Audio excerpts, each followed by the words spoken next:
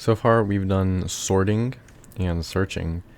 Now there is also a shuffling method, and this takes in a list and makes it a list of random order.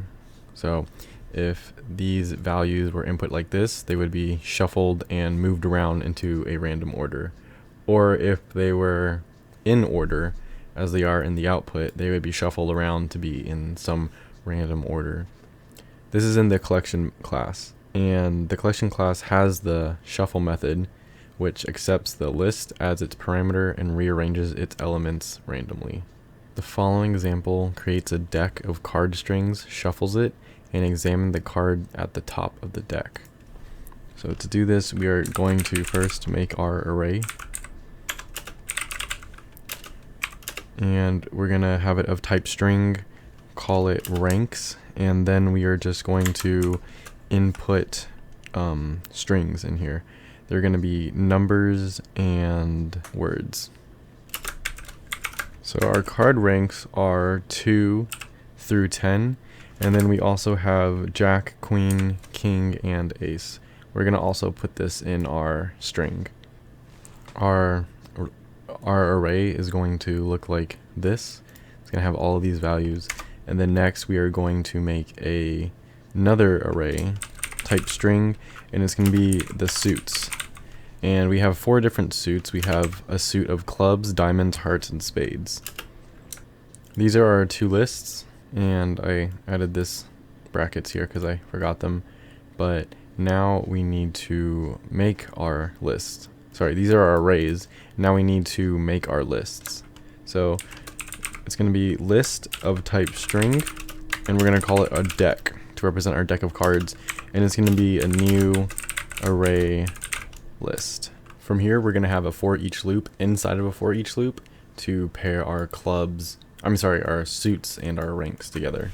Since there are more ranks than there are suits, we're going to look at ranks first. We're going to have for string ranks. So what we're doing here is we are creating a new string. We're going to call it rank, and every time it goes through this loop, it's going to increment through the indexes of our ranks array. We need another for loop. We need string suits like this, and what this is going to do is it's making a new string of suit, and it's going to store the current suits value in this string, and it's going to increment it through the array each time.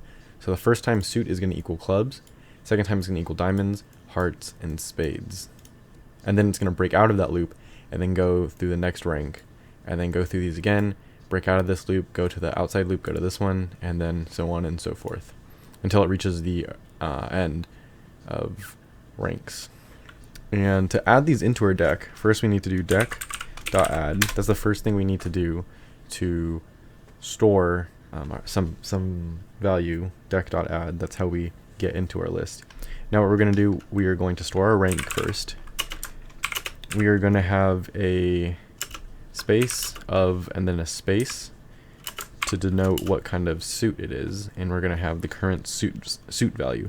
So we're going to have suit like this, and we're going to end the line like this. Once we have all of these values in our deck, we're just going to do Collections.shuffle, and then we have our list deck, so we just got to put that in there, and then we're going to system.print the top card is equal to deck.get 0th index. And this is going to get our 0th index, which means it's at the very top of the list. So if we run this, we're going to get the top card is 4 of spades. If we do it again, it's going to run through this again. It's going to shuffle our deck, so we're going to get a totally different number, 10 of hearts. And if we do it again, 3 of spades, 2 of hearts, 10 of spades, 8 of clubs, and 9 of diamonds. So we get a different output every single time because the code randomly produces the output